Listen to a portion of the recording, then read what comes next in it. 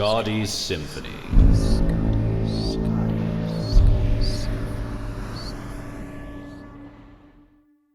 Hello, you're listening to The Lightning Bottler. Thank you very much. I'm very impressed that you're starting with episode 1 because, oh my gosh, that one is balmy. Listen, if you like this and you want to hear it with less of me interrupting, or you want to hear exclusives, behind the scenes, more of stuff like that, then you should go to Apollo Plus. It's a creator-owned platform where every subscriber helps audio fiction creators such as myself and others, which I will get to later in the podcast.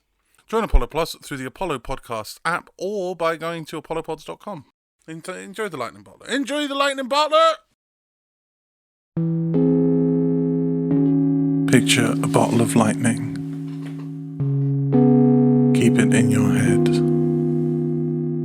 Add details where appropriate.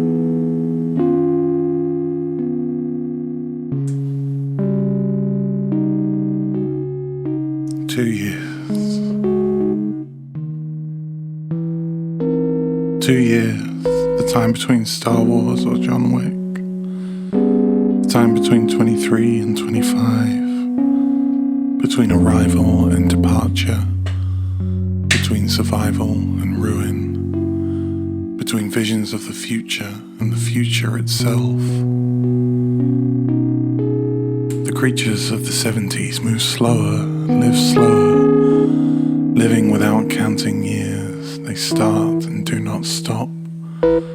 Or with each day shifting slowly into the next, clocks turning over their tops, the hands toppling sideways, radially twisting under the cover of darkness, belligerently insisting that today has been today for 4 hours.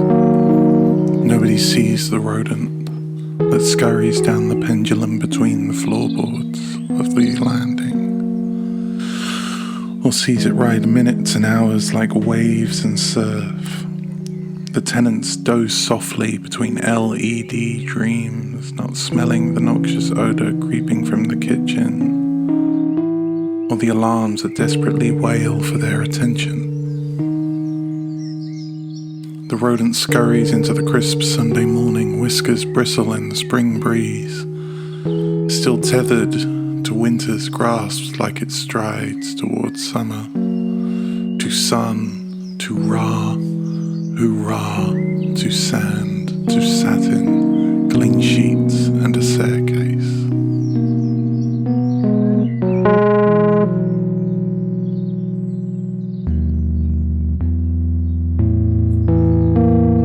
Clocks don't tick. Thus endeth the lesson.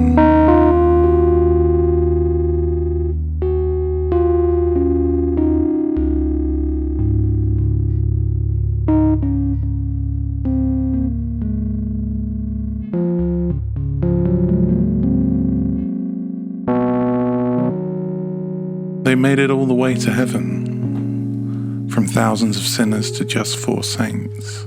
The question is why? The question is always why? What motivates them? What drives them? There's not a lot you can do if there's nothing. If you step back and observe the whole, you lose the fine detail, the sweaty palms, aching ribs, numbness in toes, fire in hips. No way through but through. You can play to win, but the pleasure is in the game. Losing is not defeat, it shouldn't gnaw. It's another trophy for the cabinet. I hate the letter T.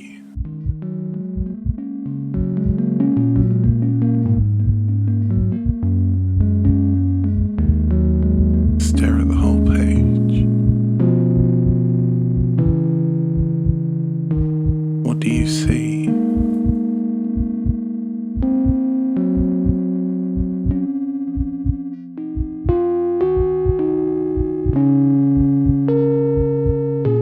The Lightning Bottle.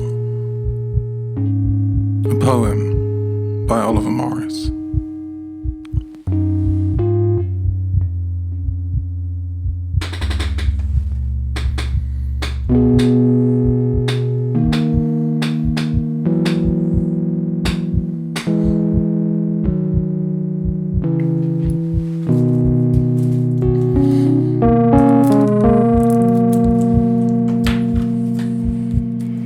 page contains a travel itinerary.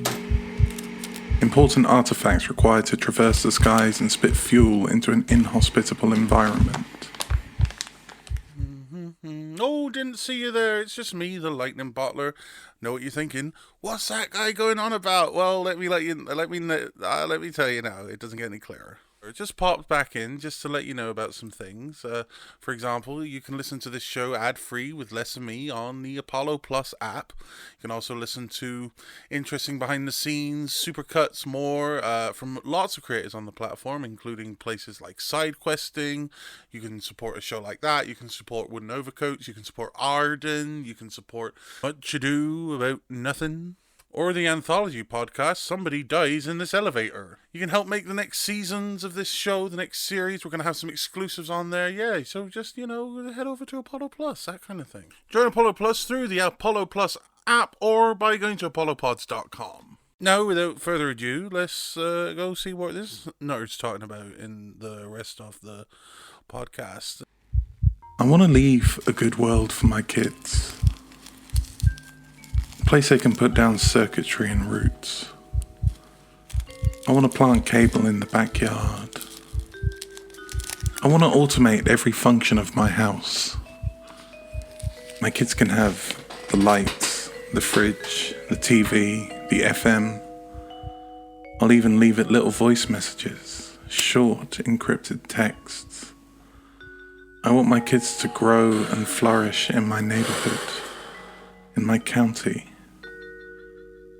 But we always want the best for our kids and hope that they be better than us.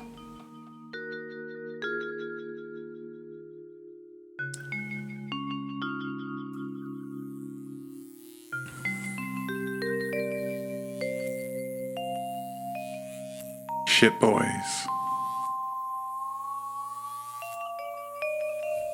Shit boys. Three standing, staring, doubting, dumbfounded at their dumb luck. Looks like we've got a problem. Are you kidding? This is wonderful. Look at it.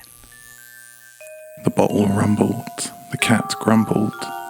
Arcs touched every interior surface like fingertips looking for grippier bits, searching for escape. There could only be so long before the glass cracked like thunder. The youngest cut his thumb, smearing blood on the top of the cap, making it its own. The middleists cut their thumb too, enjoying the new community, fearing the sting of isolation. The eldest stared and stared and kept staring deep into the bottle. Drenched in blood, the blue light, the spark bright, the bottle did not crack that day.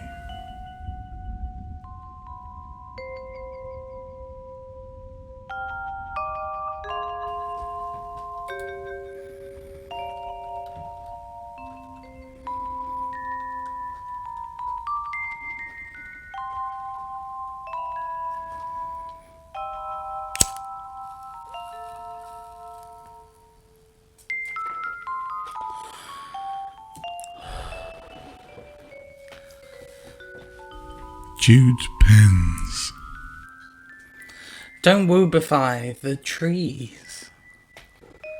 Woobify? The little bastards, some of them. Hogging the sunlight. Hoarding the nutrients, turning the soil.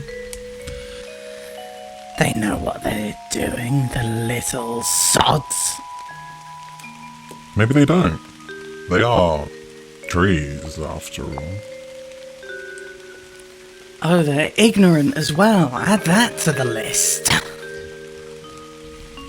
They reach the zenith of the plateau, looking over craggy grey mountains that stood on their ends like pencils, weeds dotted amongst the rubble.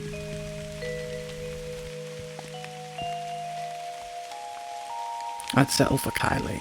What? Nothing. Turn around. You can't watch this bit.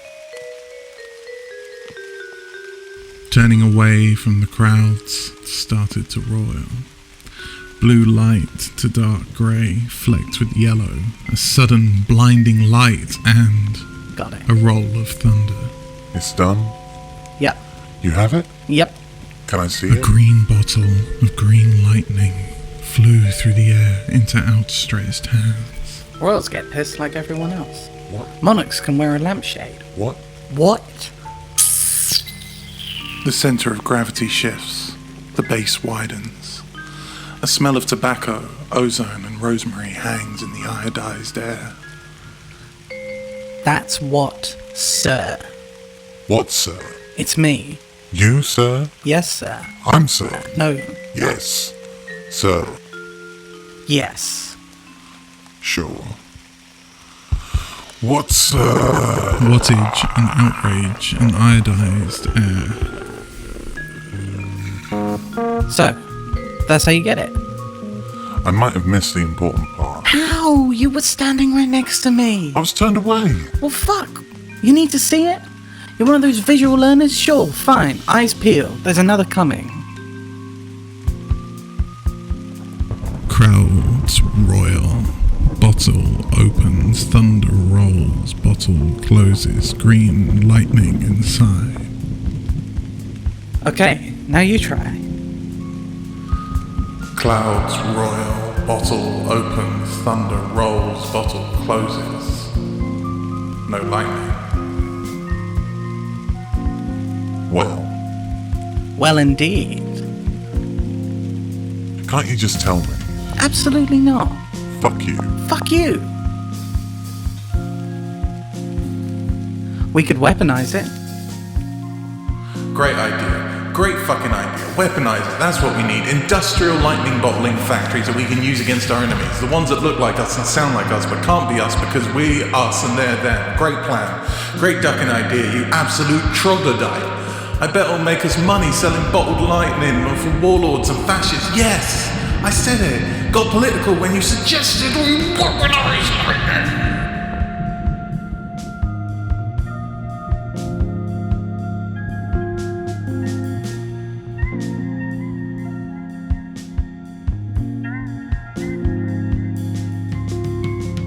Soft and gentle swan lid maximally cooked, add to yo. Poached in boiling water and thronged through with skewers and tenderized and battered and plucked. The destufi and testified, and it takes the fish and river water. They serve it in Cambridge and selected halls to posh fucks that no one cares about, but who don't care for us. They eat swan on Christmas and Michaelmas and for afternoon lunches and festive occasions. It sucks. So bad. Because it's not even good. It's just exclusive and illegal, except for small loopholes they tied themselves millennia ago.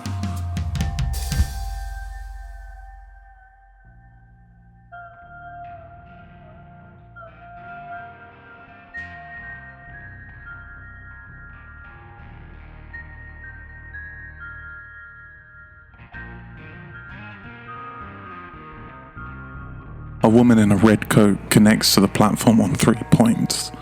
Bored, she balances on the dirk of her shoes, adding her umbrella to the concourse for her final spiked form. Caught up in the ennui of the late night commute. Caught up in the bustling meditation. On the move without moving, teetering in any direction before escaping to Beckenham.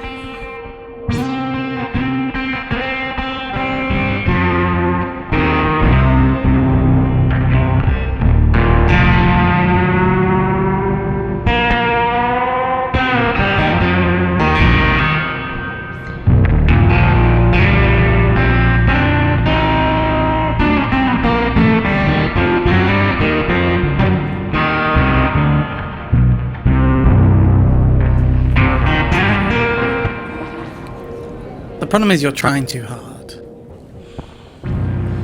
Bald and blind, a gaze on the perch. You're caught in the computational arithmetic of how it's done. Rolling skies, bottle opens, thunder rolls, bottle closes, a green, iridescent glow. You see? Already you've truncated the peripheral information. You're trying to predict chaos that doesn't get you any closer to the thing itself. Why is it green? Bald and blind, a gaze with no perch. The last light was red. Looking straight into the red menace when it detonated. Professional explanations cited red receptors.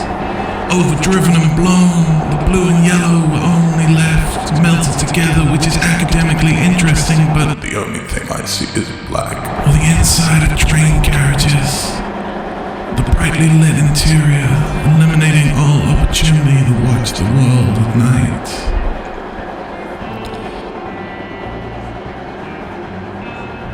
Delusion stares down the carriage as it slithered along yellow tracks. Resenting anyone who dared glimpse, untrusting of the out-of-order signs, catching reflections, copycats and imitators. Sat just to the left of the window, superimposed on the superimposing skyscrapers. A fucked man, truly in trouble, opened his umbrella. Just how much bad luck could that screw? Is there an upper limit? There, like that. The constant quantifying. Stop it. If you cut the dream out of a dream catcher, you're left with no dreams and a shit net. Why do you insist on dissection? It's green because your eyes are green. It's green because your favorite colors are green. Green because you were blinded by red light, cones melted together. Blind and bald, a gaze with no perch. Well, which is it? One? The other? Or the other? Don't answer that, I've already heard enough from you. You could pinpoint every star in the universe, but you wouldn't have emitted light. You can know every aspect of my craft, but still haven't bottled lightning. Delusion said nothing. Her presence was enough. Download our app, said the phone in the red Hive's waistcoat.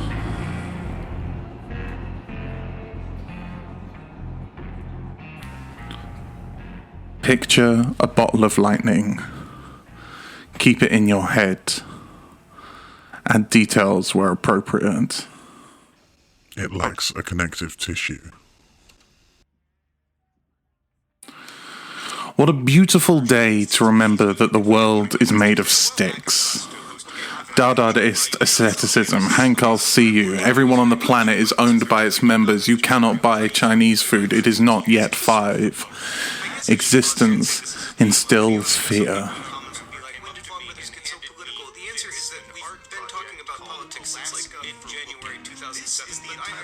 What do I need to do? Where is the spark of ambivalence? Where did this belief seep in? Of an all-powerful idea, of an unsung psalm? What festivals of atonement, what sacred games shall we have to invent? Rise, become, root out God, and kill them. A bottle is not enough to contain it. It always escapes. It always escapes.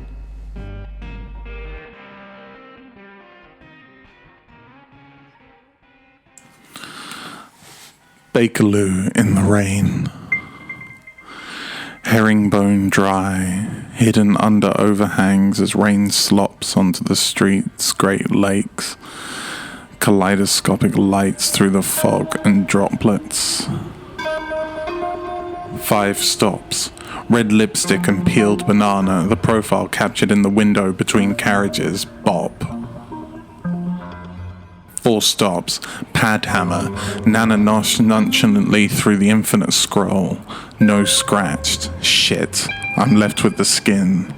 Brown and spotted, lean curves. I'm leaving you for the last time, baby.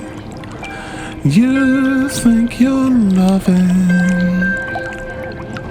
3 stops. I want to be free to roam the canals of Little Venice. Goodbye, banana, bop, tune, banging, nodding, in the groove, in the flow. The world's my own. Privacy in a packed carriage, London's most musical route. 2 stops.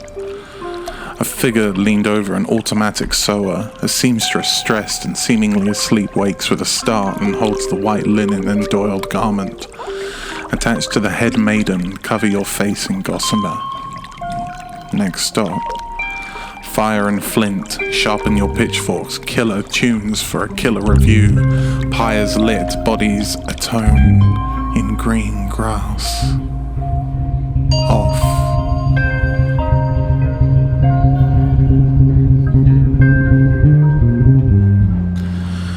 Between Monk's Mood and Heron's Nod, they sat cross-legged at every curve of their skull, traced the parabolic arc, following the pivot of their hip as the mother fishes through her purse for spare coins, and the student doctors lounge on stone plinths as their skull traces the perfect curve slipping through the air, and every curve of their skull holds steady, and the universe slips around it, and the curve of their skull twists down forever for a moment and comes to rest on their biography. I did not look. I had no change. I could offer no change and didn't want the words to land, to pierce or ring true. But between Monk's Mood and Heron's Nod, they found me. I'm sorry.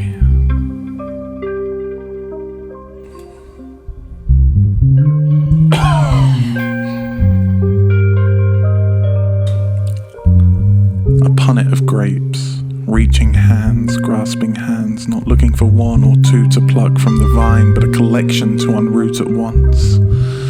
Torn like monkey bread with all 5 fingers, shoved without ceremony into waiting more, the bitter skins giving way to soft green flesh. It tastes green. Please, sweet and wasteful, but Locke would be proud. Prep.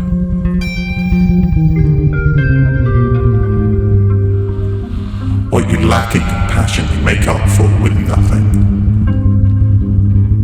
279 for Queen Pictures. Pages missing. V 5 9 11 21 41 43 57 61 63 79 1 KU.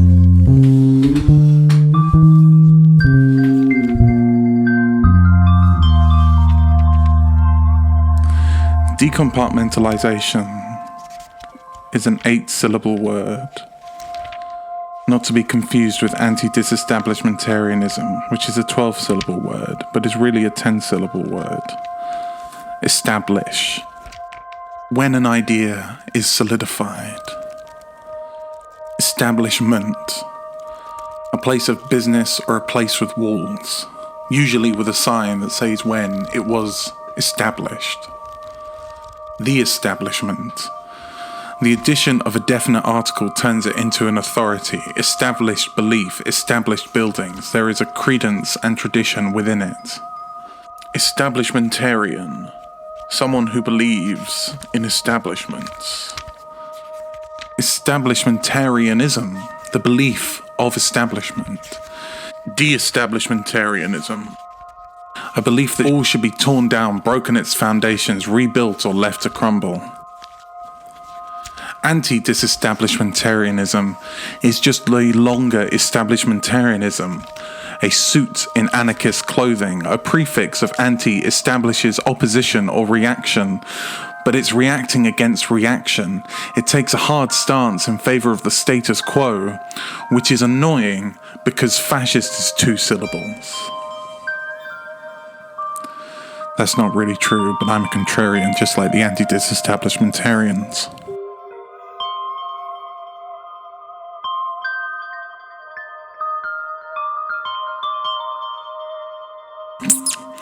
Decompartmentalization is an 8-syllable word. The Citrus Building, revolving doors with 3 partitions. Funding for audio dramas, South SX. I'll kill you. I know where to dump the body. Oh, you must show me sometime. Sound design, editing, methodology, recorded on Saturday, Audio talking about her daughter, Kath, alone, tough skin. What is necessary? Do justice to the love. 50 minutes of audio, 14 to 15 max. 4 to 15, max 20. Sound design, music library, Dropbox file, labeled in little folders, mood. Sound design, initial edit, spoken and then add tone. First interview, edit, not over the weekend and not till Wednesday. It's so easy to make something overly sad. It's fitting, don't egg it on.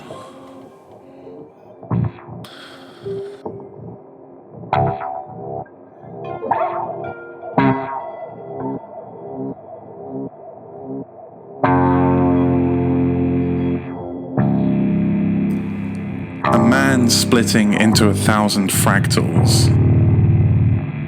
You are rooming with two people on a gaming course. You are inquisitive and want to see their work. One bit seems quiet and slightly autistic. Finding his work in a dream, he'll say he'll have to burn the whole book.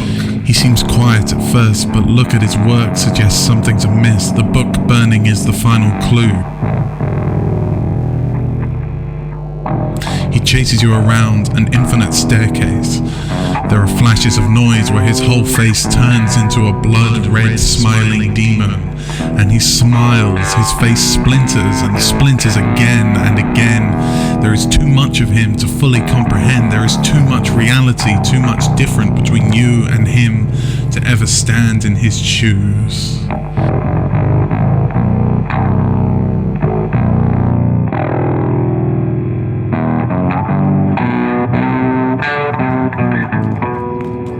He catches you, he's on top of you, he laughs maniacally and pulls down the knife, aiming for your heart. The heart splits into every atom, the knife melts, the splinters off his face revealing the red skull beneath. Pause. Hanging in midair, and behind them, further beyond, there is something else. So you crawl through the socket of his eye and you see a pale woman dressed in a Victorian maid costume. She looks at you and gestures to the pier beside her. And that's what you missed on Glee.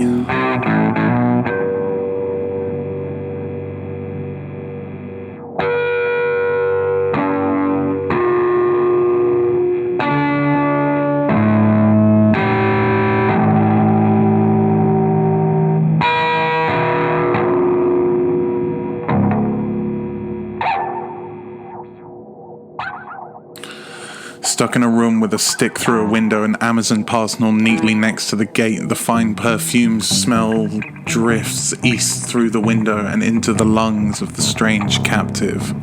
Who the fuck is he? What the fuck does he want? Why is he known for tracing the steps of the room?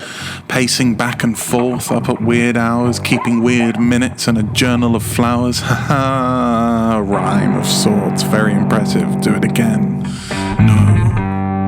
So petulant, so insolent, so nice and comforting, quiet and soft. As a crocked foot.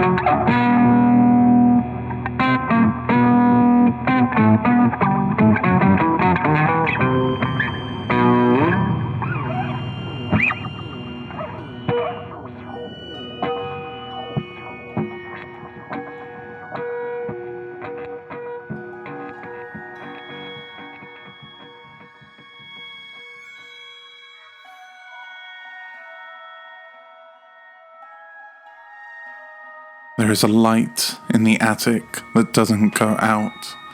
It's under the floorboards as still as a mouse, projecting thin stripes of dust-speckled paths uniform and parallel onto the rafters, and shattering shards should suffer the fate of another knocked box or another broken lamp or another tragedy or another problem or another chore.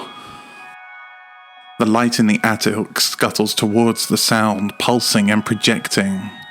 Twists through the boxes and badges of old rubbish and luggage and garbage and flotsam and Christmas lights and creepy dolls and old euphemisms and pictures of relatives and pictures of friends and pictures of decay and pictures of rust and pictures of arguments and pictures of kisses and pictures of sound and the sound of pictures. Until the sound dissolved. Refracting backwards, further and further backwards into the attic and into the cupboard and into the doll's house and into the suitcase and into the bathroom mirror and into the kitchen sink and under the coffee table into the china cabinet and stopped. It listens. Our final destination, and then it moves and chugs and hops and skips and jumps and twists and twiddles and trapezes and shuffles and scuttles and sifts and shafts and shoots and skitters and slithers and scissors out of nowhere, sliced through the line. The attic illuminated in the sparks of the white as the light floats through the air at 90 miles an hour and shoots out the window into the evening sky. Floating and following the track, illuminating the corners of your mouth and the shine of your buttons and the sheen of your lighter or the spark of your eye. To die by your side would be a heavenly way to fry.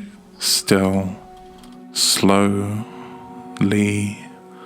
find your keys and 61016 lock clicks, darkened hall, darken, darker, dark. Slide through the corridor into your bedroom and stay in your mirror.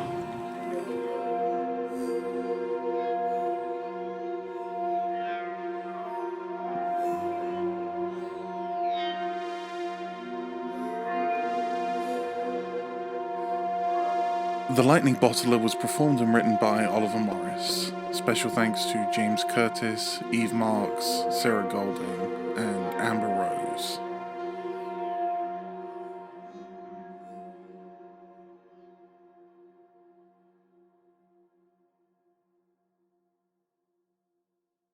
Hello, Nick again, letting you know that you can support this creator and many more fiction shows by joining Apollo Plus today. As an audio fiction creator myself, I know that funding a fiction series is tough. That's why we created Apollo Plus, a subscription that helps support many of your favorite shows while offering a better listening experience. No ads, early access to episodes, exclusive content, behind-the-scenes clips, season supercuts, and more. 70% of the revenue goes directly to the creators you love, allowing them to make more audio series.